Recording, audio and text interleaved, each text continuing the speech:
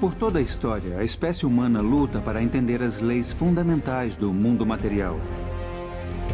Nós nos aventuramos para descobrir as regras e padrões que determinam as qualidades dos objetos que nos rodeiam e sua complexa relação conosco e entre si. Durante milhares de anos, sociedades por todo o mundo descobriram que uma disciplina, mais do que outras, guarda certo conhecimento sobre as realidades fundamentais do mundo físico. Essa disciplina é a matemática.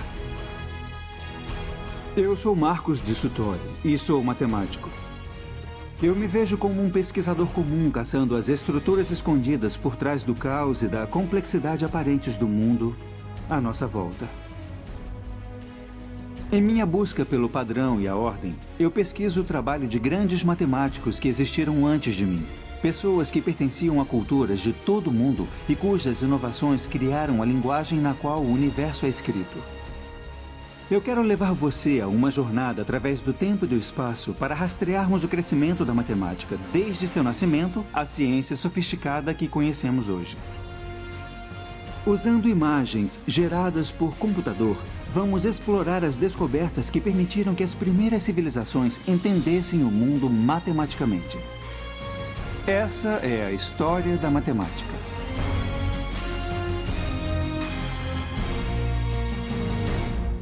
A história da matemática.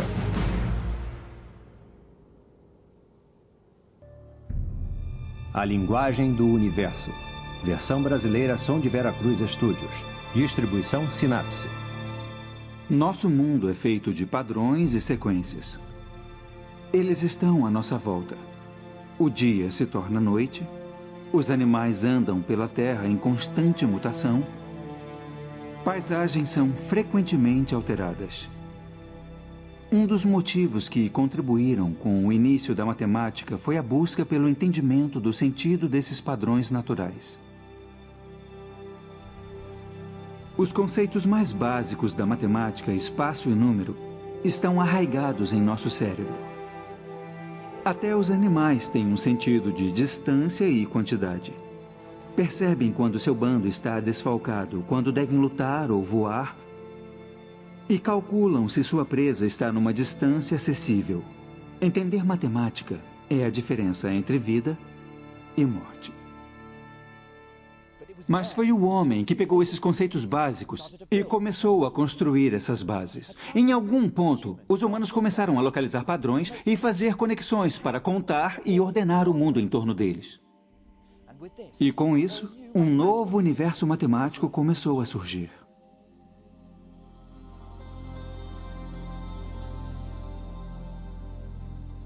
Esse é o Rio Nilo.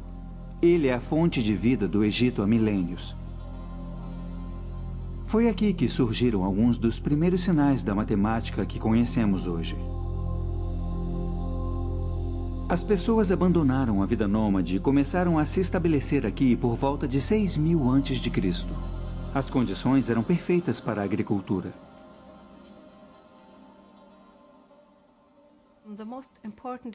O evento mais importante na agricultura egípcia a cada ano era a cheia do Nilo. Então ela foi usada como marcação do início de cada ano. Os egípcios registraram o que acontecia em períodos de tempo. Para estabelecer um calendário como esse, você tem que contar quantos dias, por exemplo, havia entre as fases da lua, ou quantos dias havia entre duas cheias do Nilo. Registrar os padrões das estações era essencial não só para a gerência da terra, mas também para a religião. Os antigos egípcios que se estabeleceram nas margens do Nilo acreditavam que era o deus do rio que o enchia a cada ano e, em troca da água que fornecia a vida, os cidadãos ofereciam uma porção da produção como agradecimento. Quando os assentamentos ficaram maiores, se tornou necessário encontrar maneiras de administrá-los. Era preciso calcular porções de terra, fazer previsão das colheitas e cobrar impostos. Resumindo, as pessoas precisavam contar e medir. Os egípcios usavam seus corpos para medir o mundo. E foi assim que as unidades de medidas evoluíram. Um palmo era a largura de uma mão. Um cúbito, a distância entre o cotovelo e as pontas dos dedos. Os cúbitos de terra, faixas de terra medindo 1 cúbito por 100, eram usados pelos topógrafos dos faraós para calcular áreas. Há uma relação bem forte entre a burocracia e o desenvolvimento da matemática no Antigo Egito, e nós podemos vê-la desde o início da invenção do sistema numérico. Através da história egípcia até o Velho Reinado, a única evidência que temos é dos sistemas metrológicos, que são medidas diárias por extensão. Isso aponta a necessidade burocrática de desenvolver essas coisas. Era vital saber a área das terras de um fazendeiro para ele poder ser taxado de acordo, ou para saber se o Nilo roubou parte de suas terras para que ele pudesse pedir abatimento.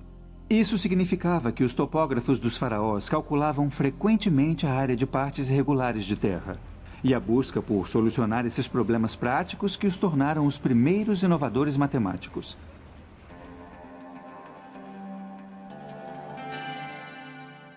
Os egípcios precisavam de uma maneira de registrar os resultados de seus cálculos. Entre todos os hieróglifos nas lembrancinhas turísticas espalhadas pela cidade do Cairo, eu estava à caça daqueles que registram os primeiros números da história. Eles são difíceis de serem encontrados. Mas, enfim, encontrei. Os egípcios usavam um sistema decimal motivado pelos 10 dedos das mãos. O sinal de 1 era um risco. 10 era um osso de calcanhar, 100 um rolo de corda e 1000 eram plantas de lótus. Quanto é essa camiseta? Ela custa 25 libras. 25? É. Então são 2 ossos de calcanhar e 5 riscos. Isso. Então não vai me cobrar nada disso aqui. 1 milhão aqui. 1 milhão? Meu Deus! Não, Esse não. é 1 milhão? 1 milhão é muita coisa. Os hieróglifos são bonitos, mas o sistema numérico egípcio era fundamentalmente simples. Eles não tinham o conceito de uma notação posicional. Então, um risco só podia representar uma unidade, não 100 ou 1000. Apesar de escrever 1 milhão com apenas um desenho e não os 7 que usamos, se você quisesse escrever 1 milhão menos 1, o pobre escriba egípcio teria que escrever 9 riscos, 9 ossos de calcanhar, 9 rolos de corda e assim por diante, num total de 54 desenhos. Apesar do inconveniente desse sistema numérico, os egípcios eram brilhantes solucionadores de problemas. Sabemos disso por causa dos poucos registros que sobreviveram. Os escribas egípcios usavam folhas de papiro para registrar suas descobertas matemáticas.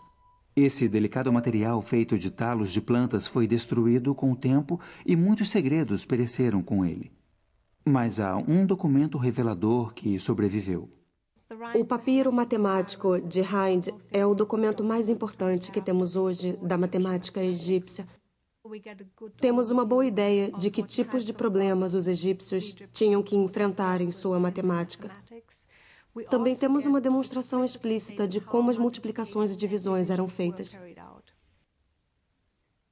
O papiro mostra como multiplicar 2 números grandes. Mas, para ilustrar o método, vamos pegar 2 números menores. Vamos usar 3 vezes 6. O escriba pegava o primeiro número, 3, e colocava numa coluna. Na segunda coluna, ele colocava o número 1. E depois dobrava os números em cada coluna, então 3 se tornava 6. E 6 se tornava 12. E depois, na segunda coluna, 1 se tornava 2 e 2 se tornava 4. Aqui está a parte interessante. O escriba quer multiplicar 3 por 6. Então pega os grupos na segunda coluna, que somam 6. São 2 mais 4. Depois ele volta à primeira coluna e pega as fileiras correspondentes ao 2 e ao 4. Então são 6 e 12. Ele soma os 2 para ter a resposta 18. Mas o mais impressionante para mim nesse método é que o escriba escreve efetivamente o segundo número em 6 binários.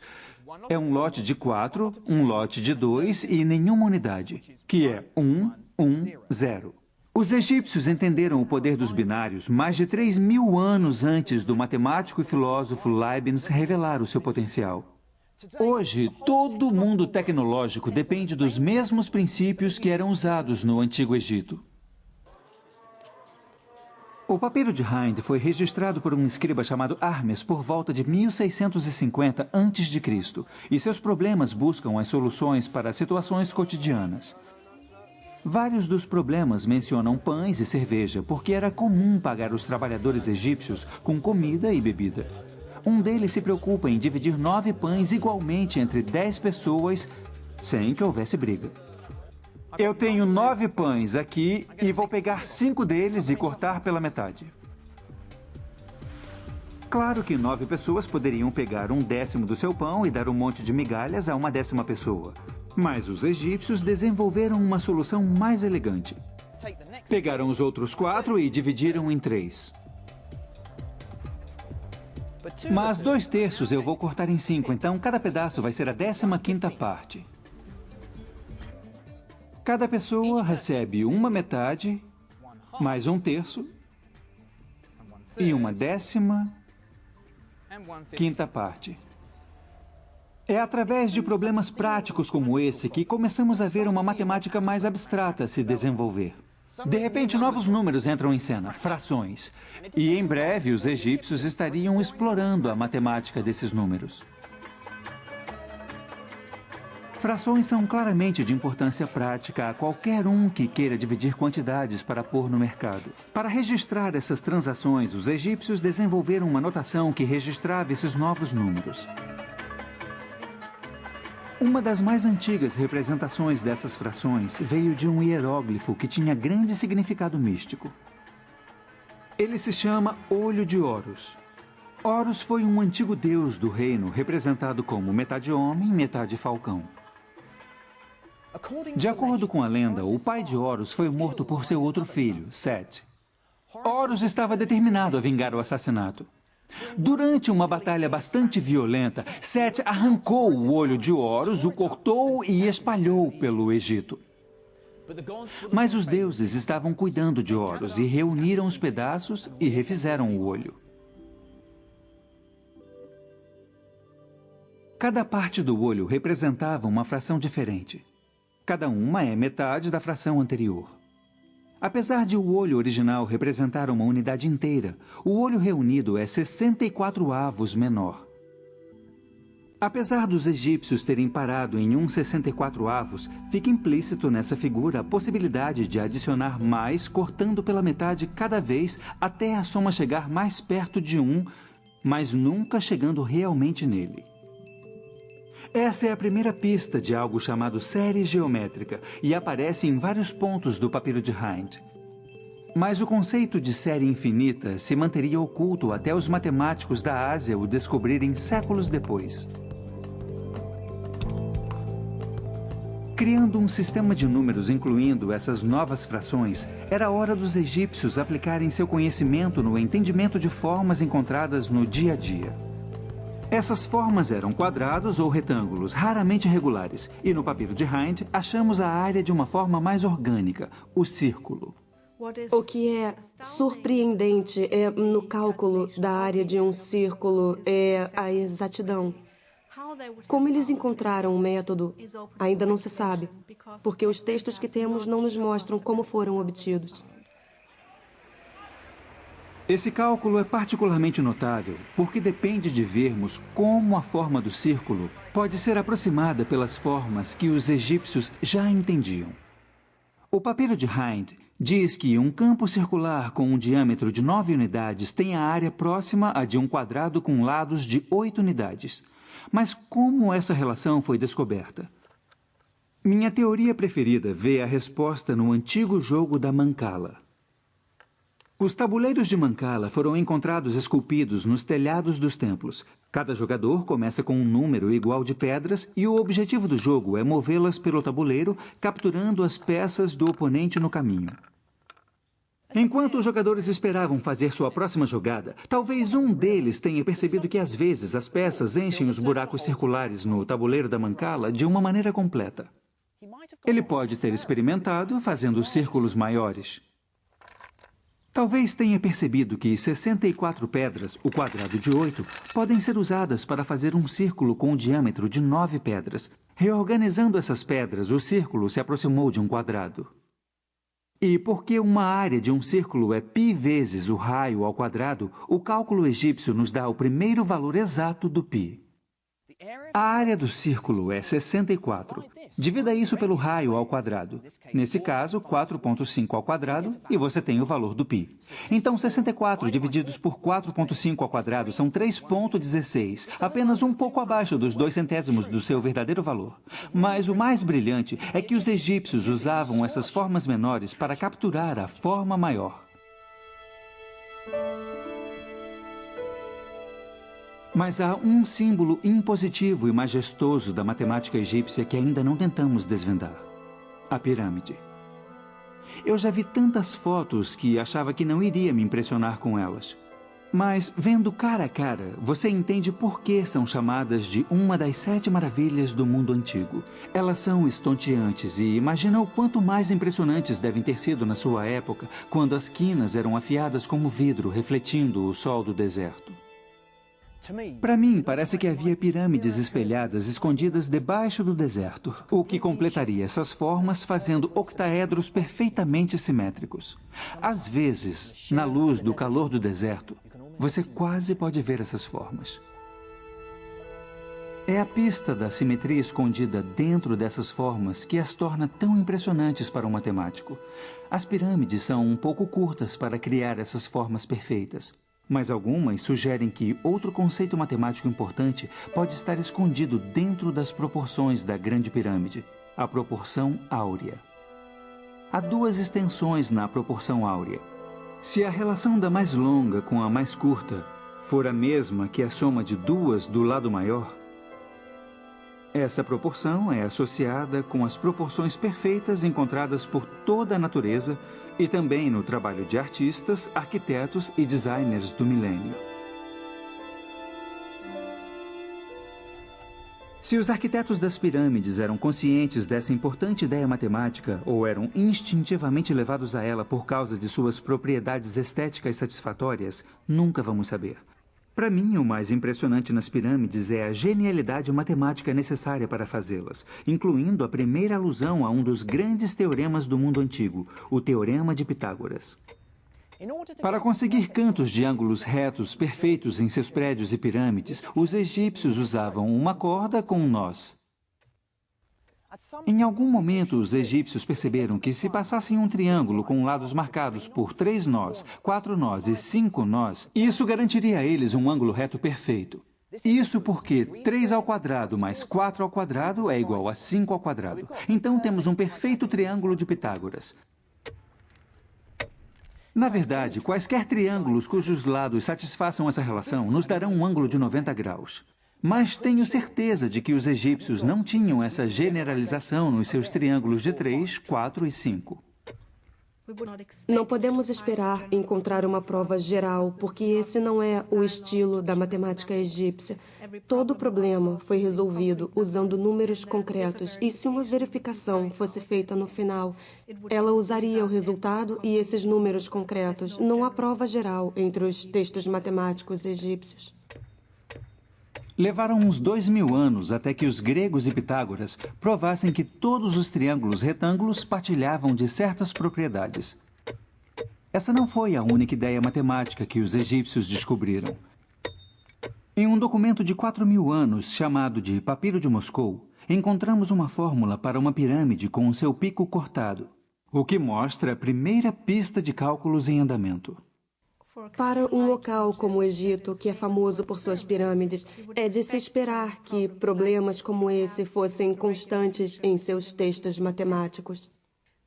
O cálculo do volume de uma pirâmide cortada é uma das partes mais avançadas da matemática do Antigo Egito em relação aos nossos padrões modernos. Os arquitetos e engenheiros certamente queriam essa fórmula para calcular a quantidade de material exigida para suas construções. Mas a sofisticação da matemática egípcia é que pôde produzir um método tão bonito.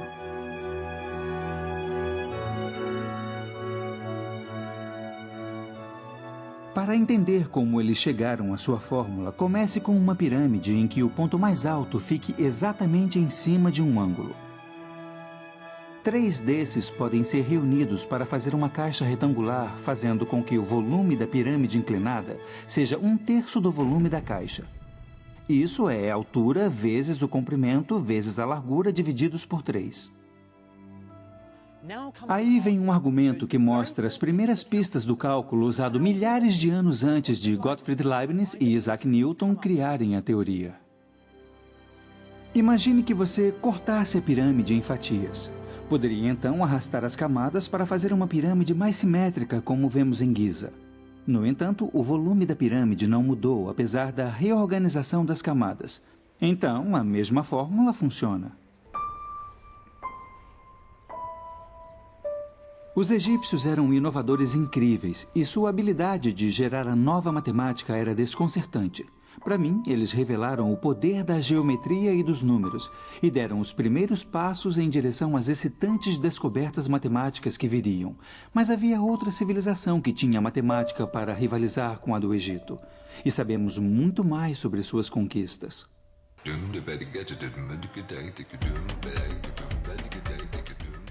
Essa é Damasco. Com mais de 5.000 anos, hoje em dia ainda é vibrante e animada. Ela era o ponto mais importante nas rotas de comércio, ligando a velha Mesopotâmia ao Egito. Os babilônios controlavam a maior parte do que hoje é Iraque, Irã e Síria, desde 1800 a.C. Para expandir e comandar seu império, eles se tornaram mestres na manipulação e administração de números. Temos códigos legais, por exemplo, que nos dizem sobre como a sociedade era ordenada. E as pessoas que mais conhecemos são os escribas, pessoas profissionalmente instruídas que mantinham registros de famílias ricas e de templos e palácios. Escolas de escribas existiam desde 2500 a.C. Escribas aspirantes eram mandados para lá crianças e aprendiam a ler, escrever e trabalhar com números. Os registros de escribas foram mantidos em blocos de argila, o que permitiu que os babilônios comandassem e aumentassem seu império. No entanto, muitos dos blocos que temos hoje não são documentos oficiais, mas exercícios de crianças. São relíquias incomuns que nos dão uma ideia rara de como os babilônios lidavam com a matemática. Esse é um livro escolar de geometria do século XVIII a.C. e vocês podem ver que há várias figuras nele. E embaixo de cada figura há um texto que dá um problema sobre ela. Por exemplo, esse aqui diz: eu desenhei um quadrado com 60 unidades de comprimento e dentro fiz 4 círculos. Quais são as suas áreas? E esse pequeno bloco aqui foi escrito pelo menos 1000 anos depois do outro bloco. Mas tem uma relação bem interessante com ele. Ele tem também 4 círculos dentro de um quadrado mal desenhado. Mas não é um livro, é um exercício escolar. O adulto que ensinava dava isso ao aluno como exemplo de dever de casa ou uma coisa assim. Como os egípcios, os babilônios parecem interessados em resolver problemas práticos relacionados a pesos e medidas. A solução babilônica a esses problemas é escrita como receitas matemáticas. Um escriba simplesmente seguia e gravava uma série de instruções para chegar ao resultado. Aqui há um exemplo do tipo de problema que eles resolviam. Eu tenho um feixe de gravetos de canela aqui, mas eu não vou pesá-lo. Ao invés disso, vou pegar 4 vezes seu peso e colocar na balança. Agora vou adicionar 20 jin. Jin era a medida de peso babilônica. Eu vou pegar metade de tudo e adicionar de novo. Então são 2 feixes e 10 jin. Agora tudo desse lado é igual a 1 mana. 1 mana era 60 jin. E aqui temos uma das primeiras equações matemáticas da história. Tudo desse lado é igual a 1 mana. Mas quanto pesa o feixe de gravetos de canela? Sem qualquer linguagem algébrica, eles puderam manipular as quantidades para poder provar que os gravetos de canela pesavam 5 jin. Na minha cabeça, é esse tipo de problema que dá um pouco de má fama à matemática. Você pode culpar os antigos babilônios por todos aqueles problemas tortuosos que resolveu na escola, mas os antigos escribas babilônios se destacavam nesse tipo de problema. Estranhamente, eles não usavam grupos de 10 como os egípcios. Usavam grupos de 60. Os babilônios inventaram seu sistema numérico como os egípcios, usando os dedos. Mas ao invés de contar os 10 dedos das mãos, os babilônios encontraram uma maneira bem mais intrigante de contar partes do corpo. Eles contavam os 12 nós dos dedos de uma mão e os 5 dedos na outra para poder contar 12 vezes 5, ou seja, 60 números diferentes. Então, por exemplo, esse número seria 2 lotes de 12, 24, e depois 1, 2, 3, 4, 5 para chegar a 29. Mas o número 60 tinha outra propriedade poderosa. Ele pode ser perfeitamente dividido de várias maneiras. Aqui há 60 feijões. Eu posso arranjá-los em 2 fileiras de 30, 3 fileiras de 20, 4 fileiras de 15, 5 fileiras de 12 ou 6 fileiras de 10. A divisibilidade do número 60 o torna uma base perfeita para se fazer aritmética. O sistema de base 60 teve tanto sucesso que ainda usamos os seus elementos hoje. Toda vez que queremos dizer as horas, reconhecemos unidades de 60, 60 segundos no minuto, 60 minutos numa hora. Mas o mais importante do sistema numérico babilônico era reconhecer uma notação posicional. Como nossos números decimais contam quantos lotes de dezenas, centenas e milhares você registra, a posição de cada número babilônico registra a quantidade de 60 que você conta.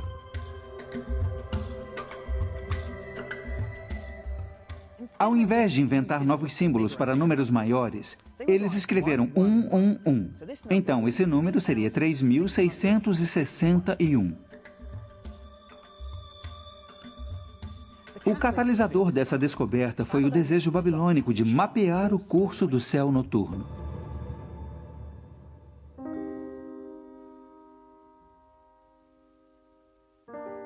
O calendário babilônico foi baseado nos ciclos lunares, e então precisavam de uma maneira para registrar astronomicamente números grandes.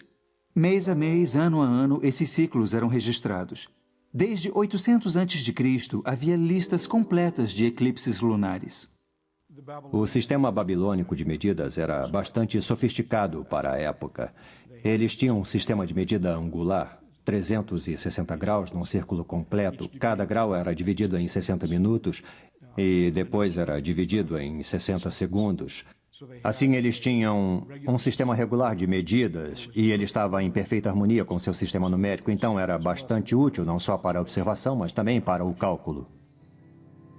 Mas para calcular e lidar com números grandes, os babilônios precisavam inventar um novo símbolo. E fazendo isso, eles prepararam o terreno para um dos maiores avanços na história da matemática, o zero. No início dos tempos, para os babilônios marcarem um lugar vazio no meio de um número, eles deixavam um espaço em branco. Então precisavam de uma maneira de representar o nada no meio de um número. Assim usavam um sinal como apóstrofos ou sinais de pontuação, e isso significava o zero no meio de um número. Essa foi a primeira vez que um zero, sob qualquer forma, apareceu num universo matemático. Mas ainda levaria 1000 anos até que esse marcador de lugar se tornasse um número com todo o seu direito.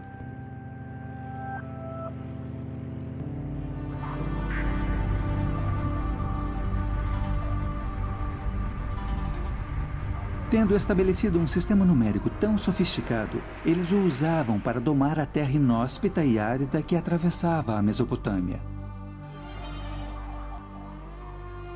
Engenheiros e topógrafos babilônios encontraram maneiras engenhosas de acessar a água e canalizá-la para os campos de colheita.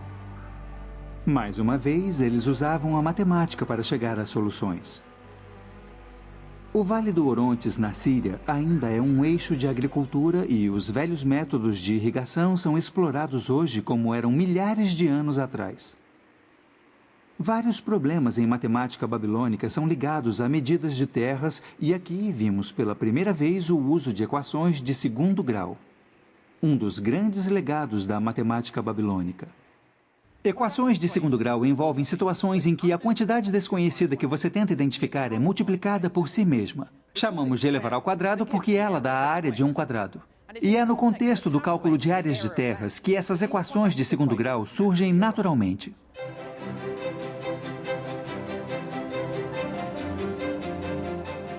Aqui está um problema típico.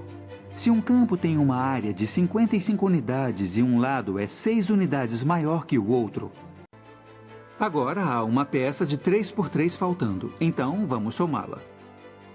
A área do campo aumentou em 9 unidades. Isso leva a nova área a 64. Então, os lados do quadrado são de 8 unidades. Quem resolve o problema sabe que eles somaram 3 a esse lado. Então, a extensão original deve ser de 5. Pode não parecer, mas essa é uma das primeiras equações de segundo grau da história. Na matemática moderna, eu usaria a linguagem simbólica da álgebra para resolver esse problema. Mas a incrível proeza dos babilônios é que eles usavam esses jogos geométricos para encontrar o valor sem qualquer recurso a símbolos ou fórmulas. Os babilônios gostavam de resolver problemas só por resolver. Eles estavam apaixonados pela matemática.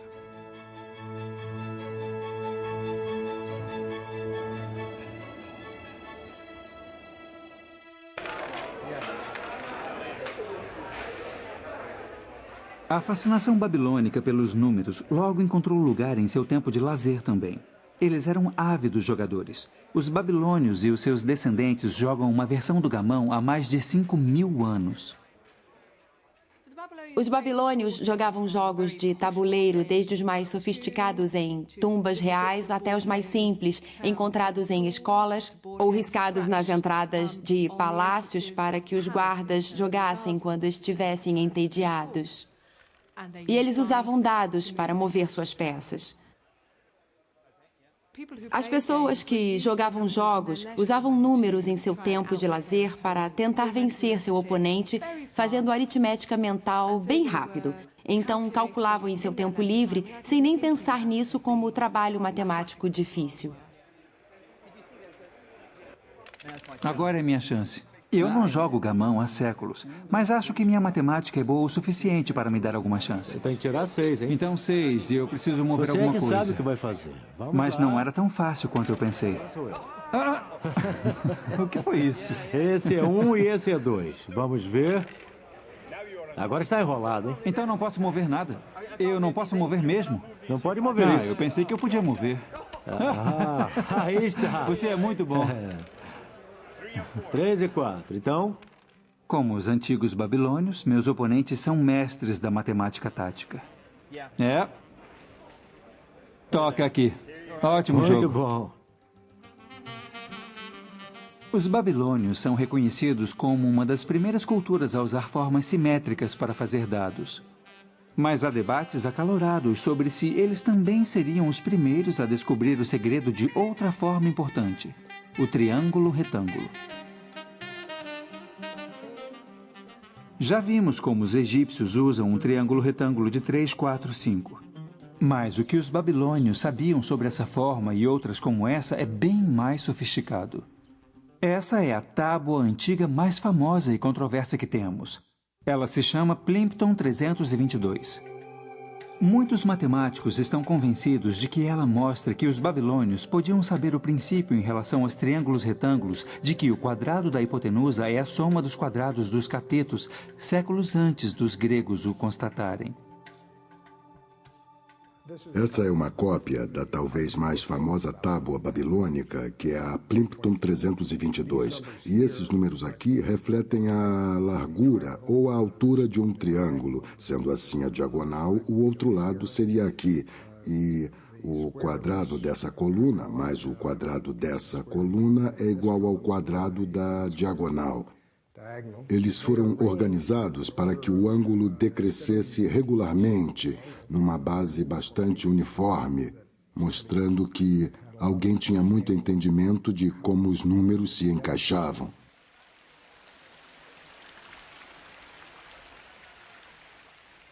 Aqui estavam 15 triângulos de Pitágoras perfeitos. Todos os lados tinham comprimento de números inteiros.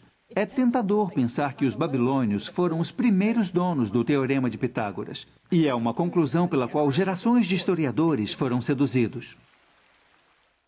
Mas poderia haver uma explicação mais simples para os grupos de 3 números que formam o Teorema de Pitágoras.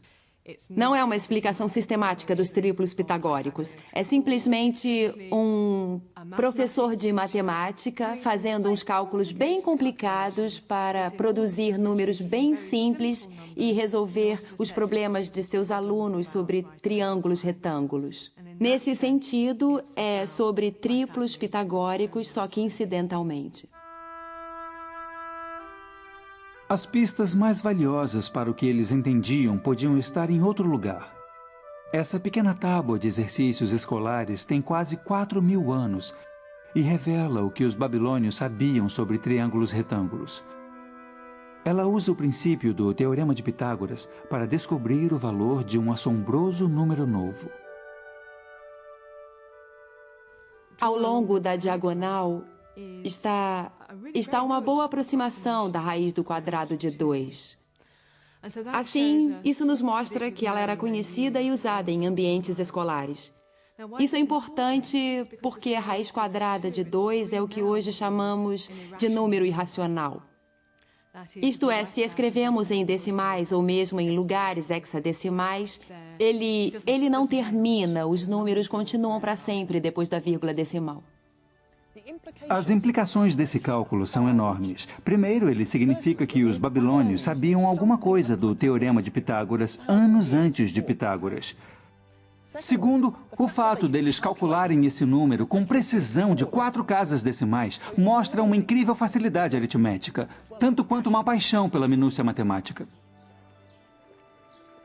A habilidade matemática dos babilônios era incrível. E por quase 2.000 anos, eles progrediram intelectualmente no mundo antigo. Mas quando seu poder imperial começou a minguar, seu vigor intelectual também declinou.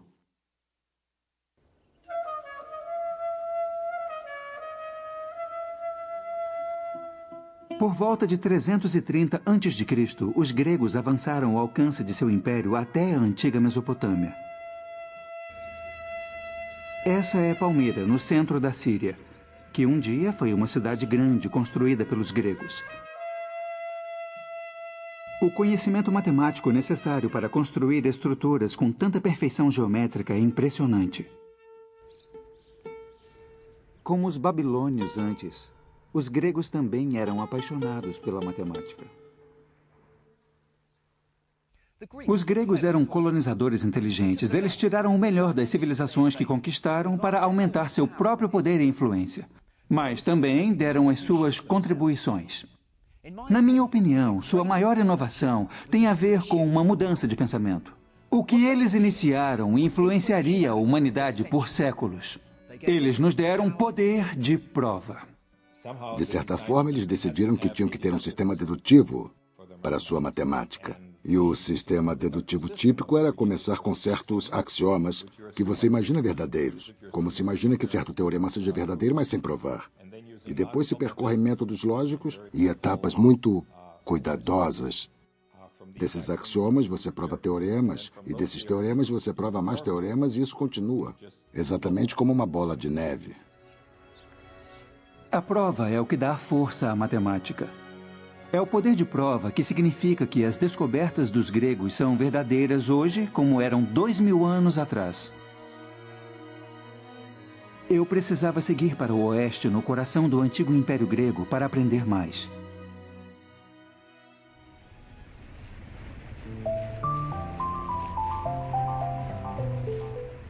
Para mim, a matemática grega sempre foi heróica e romântica. Estou a caminho de Samos, a 1 quilômetro da costa turca. Esse local se tornou sinônimo de nascimento da matemática grega. E isso graças à lenda de um homem. Seu nome é Pitágoras. As lendas em torno de sua vida e trabalho contribuíram para o status de celebridade que ele ganhou nos últimos 2.000 anos. É creditado a ele, de maneira certa ou errada, o início da transformação da matemática como ferramenta para contar no estudo analítico que reconhecemos hoje. Pitágoras é uma figura controversa. Por não ter deixado escritos matemáticos, muitos questionam se ele realmente resolveu algum dos teoremas atribuídos a ele. Ele fundou uma escola em Samos no século VI a.C. Mas seus ensinamentos eram considerados suspeitos e os pitagóricos eram vistos como uma seita bizarra. Há boas evidências de que havia escolas pitagóricas e elas deviam parecer mais com seitas do que com escolas filosóficas, porque não partilhavam só conhecimentos, também partilhavam um estilo de vida. E todas elas pareciam estar envolvidas na política da cidade. Um detalhe que as torna incomuns no mundo antigo é que elas incluíam mulheres. Os pitagóricos são sinônimo de entendimento de algo que escapava aos egípcios e aos babilônios: as propriedades dos triângulos retângulos. O que é conhecido como Teorema de Pitágoras mostra que, se você pegar qualquer triângulo retângulo e fizer quadrados em todos os lados, a área do maior quadrado é igual à soma dos quadrados dos dois lados menores. Para mim, é nesse ponto que a matemática nasce e se abre um abismo entre as outras ciências. E a prova é tão simples quanto devastadora em suas implicações. Posicione 4 cópias do triângulo retângulo em cima dessa superfície. O quadrado que você vê agora tem lados iguais à hipotenusa do triângulo. Arrastando esses triângulos, vemos como podemos separar a área do maior quadrado em 2 quadrados menores, cujos lados são dados pelos 2 lados menores do triângulo. Em outras palavras, o quadrado da hipotenusa é igual à soma dos quadrados dos catetos.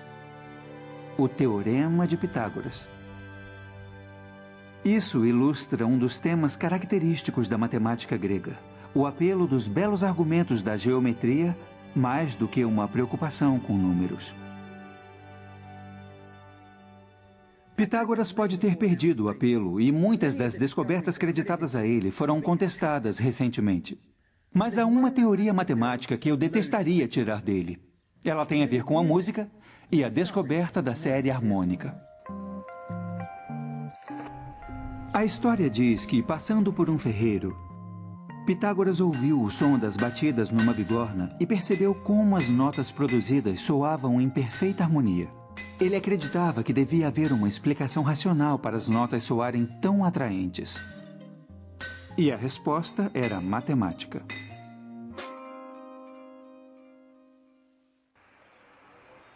Experimentando com um instrumento de corda, Pitágoras descobriu que os intervalos entre as notas musicais harmoniosas eram sempre representados como razões de números inteiros.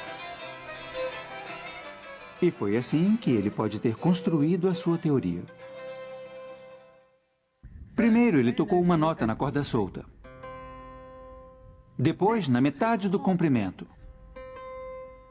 A nota quase parece a mesma da primeira.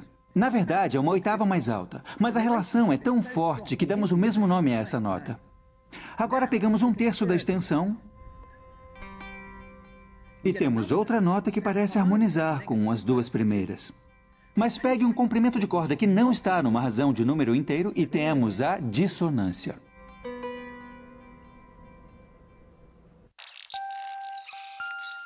De acordo com a lenda, Pitágoras ficou tão animado com essa descoberta que concluiu que todo o universo foi construído a partir de números.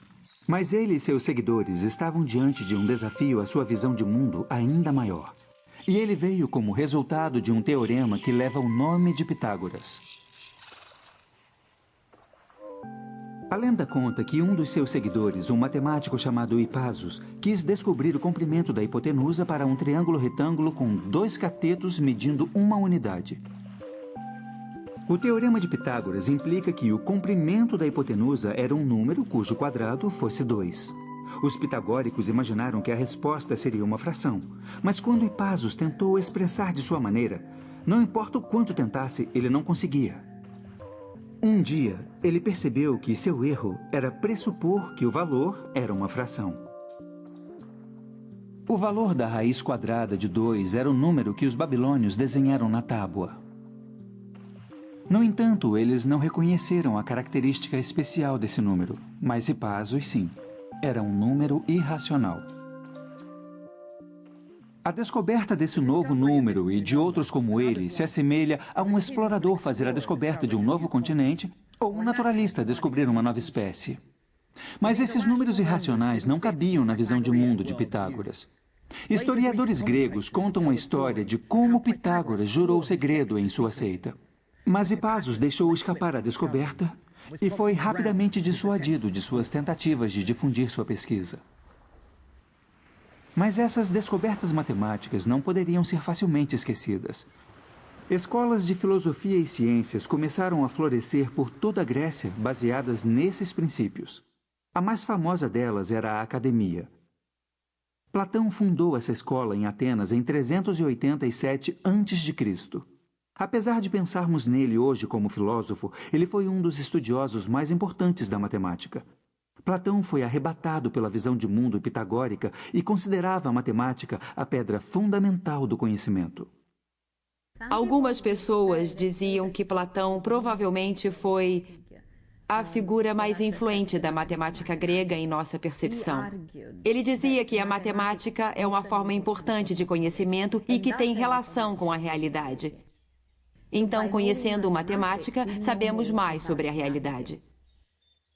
Em seu diálogo Timeu, Platão propõe a teoria de que a geometria é a chave para se desvendar os segredos do universo, uma visão ainda mantida pelos cientistas hoje. A importância de Platão junto à geometria está inserida na placa que havia acima da Academia. Não deixe ninguém ignorante na geometria, entre aqui. Platão propôs que o universo poderia ser cristalizado em 5 formas simétricas regulares. Essas formas, que agora chamamos de sólidos platônicos, eram compostas de polígonos regulares reunidos para criar objetos simétricos tridimensionais. O tetraedro representava o fogo. O icosaedro, feito de 20 triângulos, representava a água. O cubo era a terra. O octaedro era o ar, e o quinto sólido platônico, o dodecaedro, feito de 12 pentágonos, era reservado para a forma que definia a visão de Platão do universo. A teoria de Platão teria uma influência devastadora e continuaria a inspirar matemáticos e astrônomos por mais de 1500 anos. Junto às descobertas feitas na Academia, os triunfos matemáticos também surgiam das margens do Império Grego e se deviam mais à herança matemática dos egípcios do que aos gregos. A Alexandria se tornou o eixo da excelência acadêmica sob o comando de Ptolemes no 3º século a.C., e sua famosa biblioteca logo ganhou reputação rivalizando com a Academia de Platão. Os reis da Alexandria estavam dispostos a investir nas artes, na cultura, na tecnologia, na matemática, na gramática, porque patrocinar buscas culturais era um jeito de mostrar que você tinha mais prestígio e tinha também mais direito à grandeza.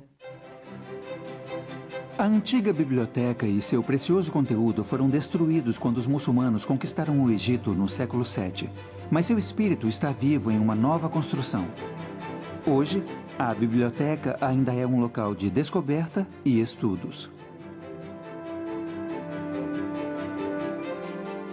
Matemáticos e filósofos correram para Alexandria, levados por sua sede de conhecimento e a busca pela excelência. Os patronos da biblioteca eram os primeiros cientistas profissionais, indivíduos que eram pagos por sua devoção à pesquisa. Mas de todos esses pioneiros, meu herói é o enigmático matemático grego Euclides. Sabemos muito pouco sobre a vida de Euclides, mas suas maiores conquistas foram como cronista da matemática. Por volta de 300 a.C., ele escreveu o texto mais importante de todos os tempos, Os Elementos. Em Os Elementos, encontramos o auge da revolução matemática que aconteceu na Grécia. Ela é construída sobre uma série de suposições matemáticas chamadas de axiomas. Por exemplo, uma linha reta pode ser traçada entre 2 pontos quaisquer. Desses axiomas, deduções lógicas são feitas e teoremas matemáticos são estabelecidos. Os elementos contêm fórmulas para calcular os volumes de cones e cilindros, provas sobre séries geométricas e números perfeitos e primos. O clímax de Os Elementos é uma prova de que só há 5 sólidos platônicos. Para mim, esse último teorema captura o poder da matemática. Uma coisa é construir 5 sólidos simétricos. Bem diferente é criar um argumento explícito e lógico para não haver um sexto. Os Elementos se desenrola como uma novela de mistério lógico. Mas é uma história que transcende o tempo. Teorias científicas foram derrubadas de uma geração para outra. Mas os teoremas e os elementos são os mesmos de 2000 anos atrás. Quando você para pensar, é realmente incrível que ensinamos os mesmos teoremas, talvez de maneira um pouco diferente, ou organizados diferentes.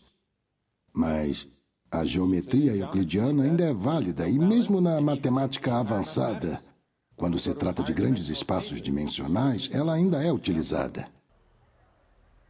Alexandria pode ter sido um lugar inspirador para os antigos estudantes, e a fama de Euclides teria atraído ainda mais ávidos jovens intelectuais ao porto egípcio. Um matemático que gostou particularmente do ambiente intelectual da Alexandria foi Arquimedes. Ele se tornaria um visionário matemático. Os melhores matemáticos gregos estavam sempre testando os limites, indo mais fundo.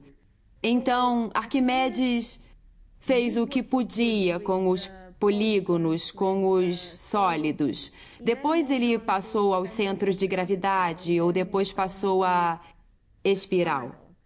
Esse instinto de tentar matematizar tudo é algo que eu vejo como um legado.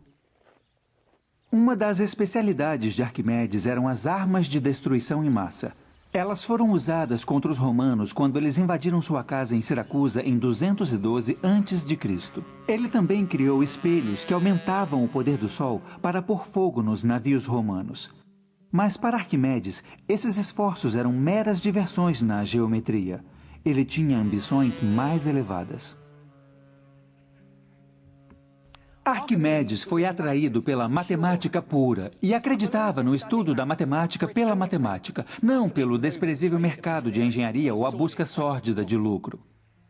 Uma das melhores investigações da matemática pura era produzir fórmulas para calcular áreas de formas regulares. O método de Arquimedes era capturar novas formas usando formas que ele já compreendia. Então, por exemplo, para calcular a área de um círculo, ele o fechava num triângulo e depois dobrava o número de lados do triângulo. A forma interna ficava cada vez mais perto do círculo. E às vezes chamamos um círculo de polígono com um número infinito de lados. Mas estimando a área do círculo, Arquimedes, na verdade, consegue o valor de π, o número mais importante na matemática. No entanto, foi calculando os volumes de objetos sólidos que Arquimedes se sobressaiu. Ele encontrou uma maneira de calcular o volume de uma esfera cortando-a e calculando cada fatia como um cilindro.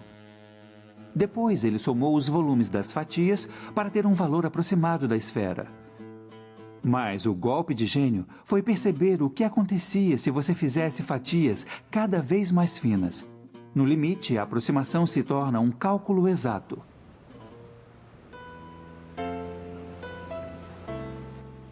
Mas o comprometimento de Arquimedes com a matemática foi sua ruína. Arquimedes estava contemplando um problema sobre círculos traçados na areia quando um soldado romano o abordou. Arquimedes estava tão imerso em seu problema que insistiu em terminar seu teorema. Mas o soldado romano não estava interessado no problema de Arquimedes e o matou no local. Mesmo diante da morte, a devoção de Arquimedes à matemática era inabalável.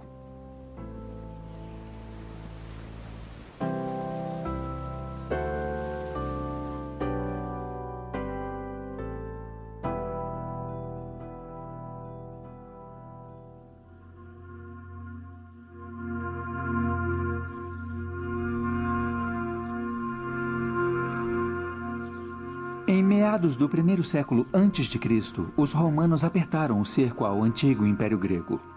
Eles não se importavam muito com a beleza da matemática e eram mais preocupados com suas aplicações práticas. Essa atitude pragmática sinalizou o início do fim da grande biblioteca da Alexandria. Mas uma matemática estava determinada a manter vivo o legado dos gregos. Hipatia era uma exceção, uma matemática mulher e pagã no Império Romano Cristão. Hipatia teve muito prestígio e foi muito influente em seu tempo. Ela era professora com muitos alunos e muitos seguidores. Ela era politicamente influente na Alexandria. Então, essa combinação de autoconhecimento e prestígio pode ter feito dela uma figura odiada pelos cristãos.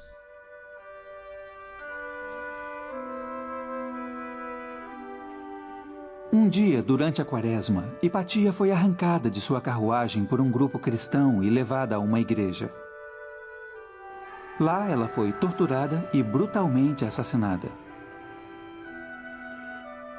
As circunstâncias dramáticas de sua vida e morte fascinaram as gerações seguintes. Infelizmente, sua crença encobriu suas conquistas matemáticas. Ela era uma brilhante professora e teórica, e sua morte deu um golpe final na herança da matemática grega da Alexandria.